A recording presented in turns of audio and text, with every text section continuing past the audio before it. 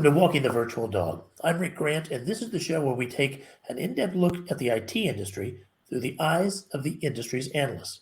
Now, to make sense of it, we call on veteran industry analyst relations practitioner Thomas Ward Lynch, who joins us now. Now, Thomas, last time we spoke, you promised us a very exciting show. It is exciting. What are you going to tell us about today? First of all, Rick, thank you. Thank you for being you. Thank you for being here. Thank you for bringing all this up. It's fun to take a look at new stuff, and it's fun to take a look at some exciting changes that are happening with blockchain. Now, when we first started talking about blockchain, 10, 15 years ago, it was still a very esoteric, strange thing to discuss, and it didn't make a whole lot of sense, but the analysts were always on it. The analysts were always positive about it. They were always optimistic that this was the thing that was going to come along and revolutionize supply chain management, manufacturing, just-in-time, customer resolution, and so forth. Now, a big part of that picture that seemed to be missing for the longest time was payments. And essentially, few were turning to blockchains to automate payment transactions. All right. But now we're starting to see some resolution in this area. And this is in public blockchain models. There was a recent proof of concept from Fujifilm Business Innovation out of Hong Kong that indicates this possibility is not too far away in the future. Now, under this proof of concept, tokenized documents like invoices and smart contracts, just imagine, okay, a DocuSign or whatever, just a smart contract minted by Fujifilm, their business innovation department, can be exercised automatically with payment transactions processed.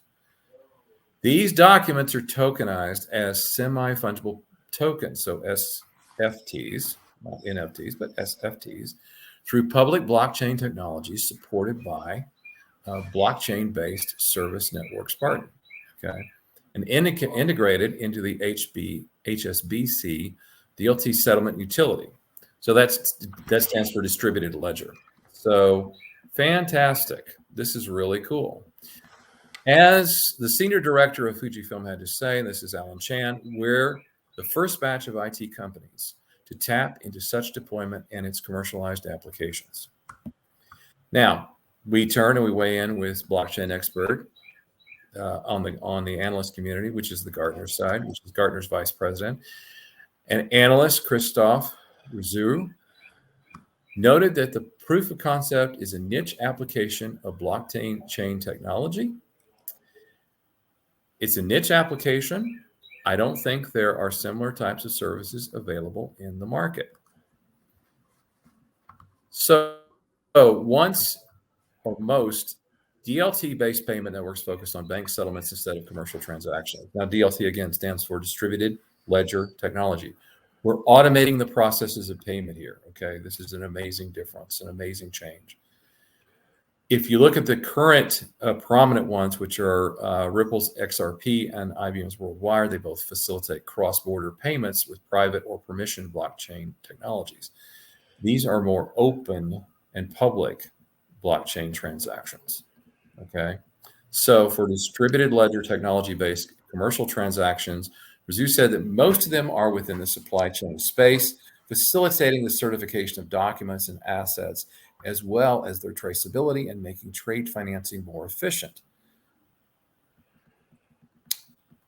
Unlike Fujifilm proofs of concept, these platforms are built on private permissioned blockchains technologies, respectively. This means that the network is not open to public participants. Like, just you and me needed to change something over, and we have a DocuSign that we've got to run between the two of us. Boom, it's done. Only specific users have access. Despite being closed networks, they operate at a larger scale involving buyers, sellers, and their associated banks and financiers. Now, in other words, there's more people in the process, there's more layer in the process, there's more overhead in the process. So not only is this a concept using public blockchain-inspired technologies, but the analyst said it's also unique for its specific applications in document tokenization and automated payment execution. So there's a lot of advantages to this. Rick, because it's putting us in a position of opening up a distributed ledger technology that makes transactions more secure with consensus mechanisms, immutable records, allowing businesses to track their transactions in real time for enhanced accountability. It could also be extended to different documents and payments in the future, like that simple stuff: leasing, insurance, shipping, trade finance. Imagine how much automation could be brought to logistics and how the cost of doing business could go down so much more. To ensure end-to-end accountability and integrity of the documents, both digital certification and tokenization should be stored on the blockchain. This would allow extended applications of the tokenized documents like cross-border payments. Uzo said that certified and tokenized documents processed on a public blockchain could also bring accountability and integrity to the transaction, reducing disputes. In other words, less legal and customer resolution issues, Rick. Huge changes here. Transformation of the business right before your eyes.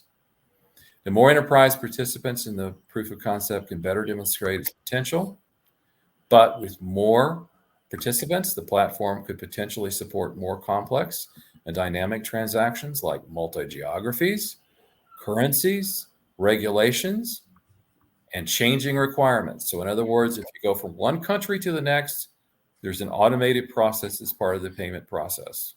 In other words, terms and conditions for payment may be different country to country. It's a new way of doing globalization. Another key benefit of public blockchain, according to the analyst, is the access to a community of developers. The proof of concept could engage more developers to participate in testing the platform and building more features, allowing it to align the payment process with more banks and industries. And the enhanced interoperability between multiple parties and other public blockchains can also offer credential portability. The analyst added that these certified and tokenized transaction records could make data portable. Enterprises could reuse these records for loan applications, facilitate bidding, or carry out M&A, in other words, merger and acquisition, due diligence. In other words, Rick, less duplication in the legal process, less duplication for due diligence, and also the bidding process can be certainly streamlined. The Gartner analyst concludes that this enhanced data flow could revolutionize the relationships between enterprises, especially SMEs, with banks, and ultimately increases innovation. This is a game changer. It really seems like one, Thomas. I mean, I've seen plenty of kind of controlled and owned blockchain and financial services where I do a lot of my work. Those big companies want to be in control of that, but this looks like it has the potential to open it up. It has the potential to open it up, but at the same time, do transactions in a safe manner, even though it's a public blockchain transaction. Wow. So, what in your mind is the implication of this for, well, first of all, companies that are going to invest in blockchain technology, and then maybe for consumers? I think the first step is for an organization, if they do plan to go this route. I mean, obviously, this is proof of concept at this point, but the point is it's on its way. So the big question comes down to, are you familiar with your business process management at the moment? Are you familiar with your processes to the point that you could actually pinpoint where and how technology can automate the process or eliminate the process because it's redundant, because it doesn't need to be done, because the data already exists, because the signatures have already been made, because we have lag time between the times of agreement and we have lag time between times of agreement and payment. And all those things are part of the consideration whenever we look at the automation in blockchain. It's taking a look beyond logistics and taking a look at the entire transactional process and saying, how can we improve whenever we can improve on the payment side? What are the implications to the rest of the overall business model that we're currently operating under? Yeah, that could really streamline things by combining the blockchain record with the automated payments and online payments. Wow. Yeah, there's a lot here. Yeah, there is. I'm looking forward to finding out more about that. But next time, we're going to talk about some spending trends, right? Oh, we are. We're always Okay. going to talk about. We're always going to talk about the trends because it helps us to understand where we're going and what is happening with the industry. So, yep, it's next on the list. Okay, very good. You guys are not going to want to miss it. Subscribe and like this if you haven't already done so to make sure you're notified. And be sure to join us next time on Walking the Virtual Dog.